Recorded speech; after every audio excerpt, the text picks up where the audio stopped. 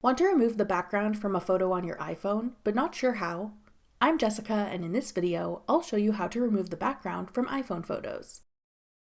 Now let's get started.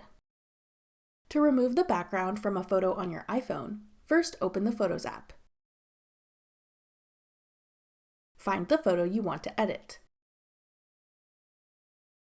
Then hold your finger down on the subject of the photo. In the pop-up menu, tap Share.